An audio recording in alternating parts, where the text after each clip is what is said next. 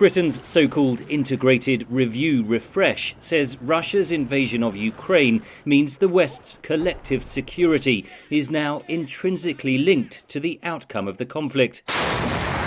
It's forced the UK to acknowledge that our most immediate threats come much closer to home, and actually that the UK is in a really strong position, as the last year has shown, to provide military support to allies in Europe, particularly on Europe's eastern front. On top of Britain's $58 billion annual defence spending, the review commits an additional $6 billion over the next 2 years.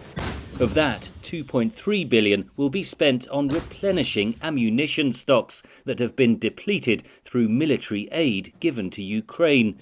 The review reiterated Britain's ambition to increase defence spending to 2.5% of GDP, but the target of meeting that goal by 2030 has been removed.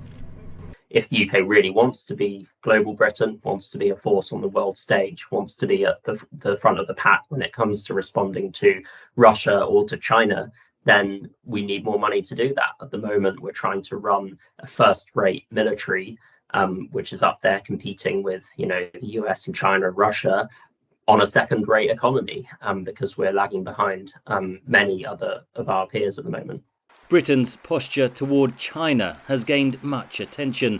Prime Minister Rishi Sunak said China poses an epoch-defining challenge. It's a country with fundamentally different values to ours, and its behaviour over the past few years has been concerning. More authoritarian at home, more assertive overseas. But Sunak stopped short of labelling China a threat, despite pressure from some in his party.